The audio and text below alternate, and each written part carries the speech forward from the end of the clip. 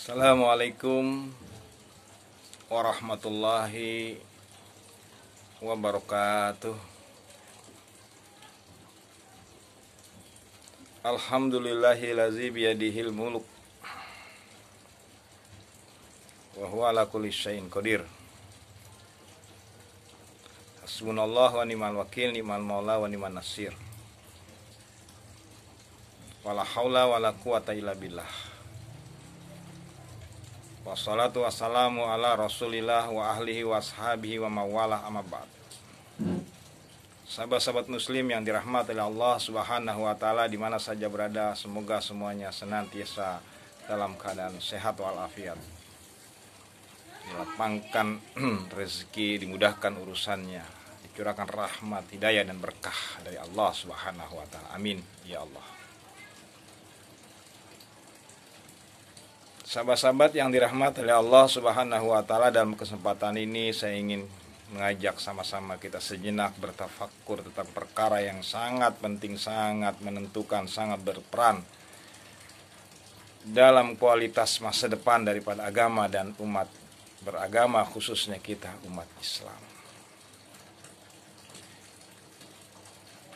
yaitu tentang perkara yang berkaitan dengan kekuasaan, dengan pemerintahan, dengan politik yang diistilah dalam bahasa dalam Al-Quran dengan imarah atau ulil amri. Artinya urusan kekuasaan, urusan politik dan pemerintahan adalah sesuatu bagian yang mendapatkan tempat dan ruang di dalam Al-Islam.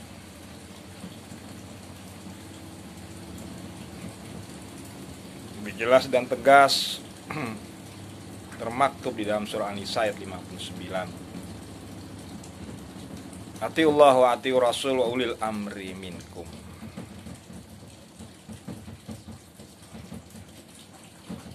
Kita diperintahkan taat kepada Allah, taat kepada Rasul, tapi juga harus diikuti dengan taat kepada ulil amri minkum, pemimpin, penguasa, pemerintah di antara kamu.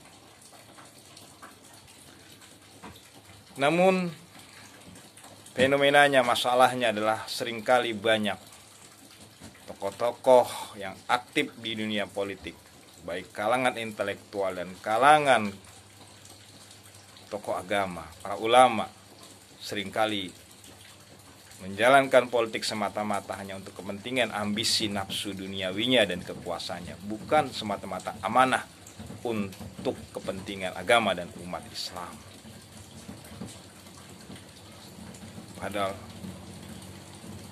Allah menempatkan kedudukan perintah ulil amri ada dalam rangka untuk menjadi pelayannya, menjadi pengurus daripada umat atau rakyat.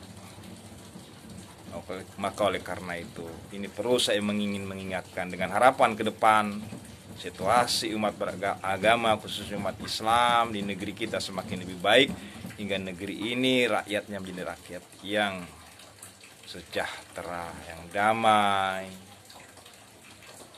yang penuh diliputi dengan kebaikan. Baldatun thayyibatun wa rabbun ghafur. Maka oleh karena itu hentikanlah permainan-permainan politik hanya semata-mata hanya memperalat agama dan umat Islam untuk nafsu ambisi pribadi. Tapi jadikanlah untuk melaksanakan daripada amanah Allah subhanahu wa ta'ala. Karena al-imarah innaha amanah. Amanah sesungguhnya kepemimpinan, kekuasaan itu amanah daripada Allah subhanahu wa ta'ala. Tinggalkanlah maksud-maksud hanya untuk memperalat, menyalahgunakan keahliannya, terlebih-lebih para tokoh-tokoh agama, karena ini yang paling menentukan pertama dalam dunia kehidupan umat. Karena secara tekstual pernah terjadi di zaman Rasulullah sallallahu alaihi wasallam. Termasuk dalam surah Al-Baqarah ayat yang ke-42. Yang ke-41 kemarin sudah saya sampaikan, para tokoh agama menjadikan profesinya untuk mencari dunia. Nah, pada ayat yang 42 ini mengingatkan agar mereka tidak mencampur adukan kebenaran, tidak menyembunyikan kebenaran hanya semata-mata karena nafsunya, karena kepentingan kekuasaan. Wala talbisul haqqo bil batil wala taktumul haqqo. Jangan kau campur adukan, kau bingungkan yang benar dengan yang salah dan sembunyikan yang benar. Secara tekstual dalam tafsir Jalalain menjelaskan bagaimana para rahib-rahib itu menyembunyikan kebenaran yang ada di dalam Alkitab yang mereka punya, yang menginformasikan tentang kebenaran Rasulullah. Tapi karena kepentingan kekuasaan, kepentingan daripada nafsunya, sehingga secara kontekstual mereka memutarbalikkan kebenaran itu karena mereka tidak ingin Rasulullah berkembang di kota Madinah. Sahabat-sahabat yang dirahmati Allah Subhanahu wa taala. Maka oleh karena itu berhati-hatilah dalam urusan kekuasaan, karena di dalam hadis banyak menjelaskan kekuasaan bukanlah sesuatu yang terbaik, yang mulia di sisi Allah Subhanahu wa taala. Tapi adalah sesuatu yang penuh dengan risiko, sesuatu yang penuh dengan fitnah. Sebagaimana dalam hadis yang disampaikan Rasulullah, man ata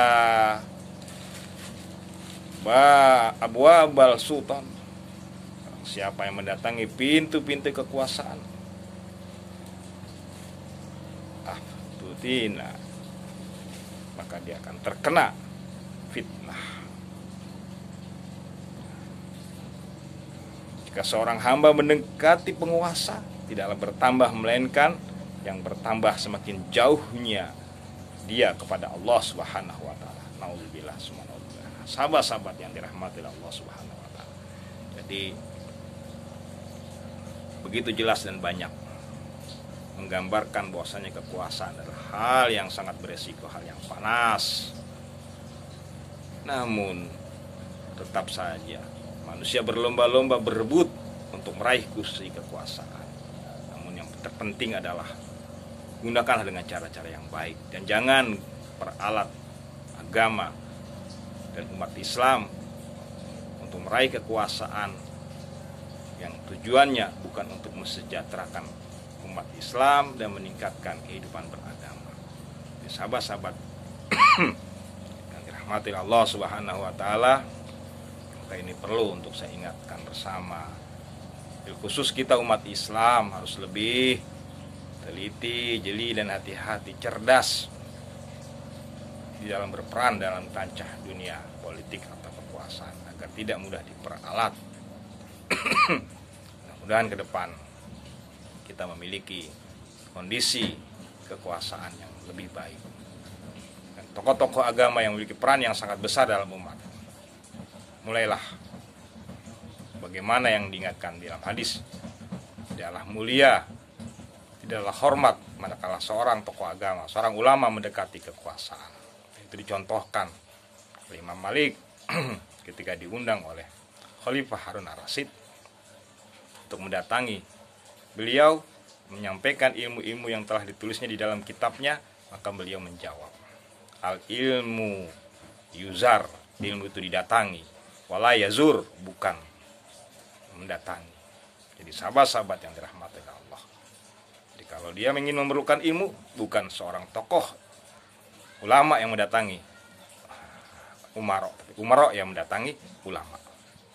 Kalau ulama sudah mendatangi umaro, ini akan terjadi fitnah, tanda-tanda fitnah. Nauzubillah, summa nauzubillah.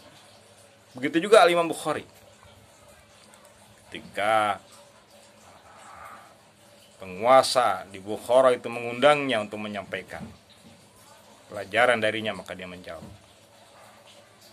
aku tidak ingin menghinakan ilmu dan diriku. Dan aku tidak akan pernah mendatangi pintu-pintu penguasa. Dan jikalau mereka ada keperluan denganku, maka datanglah ke masjidku atau ke rumahku. Tegas sahabat-sahabat yang dirahmati Allah Subhanahu wa taala.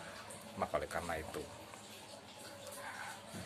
saya perlu mengingatkan, khusus para tokoh-tokoh agama, aktivis-aktivis agama, untuk lebih bisa menjaga sikapnya, menjaga posisinya yang terhormat dan mulia sebagai menyampaikan kebenaran, agar tidak terjual kebenaran lantaran karena tergiur oleh kekuasaan. Mudah-mudahan ke depan negeri kita lebih baik dan mendapatkan sebuah pencerahan dalam dunia kekuasaan dan kepemimpinan yang akan memberikan kehidupan umat beragama lebih baik ke depannya. Terima kasih atas perhatiannya. Segala kekurangan mohon dimaafkan, segala kesalahan itu datangnya dari saya. Kebenaran datangnya dari Allah. Al-haq min rabbikum. Qul amin antum bi khairin. Ilaikum assalamah.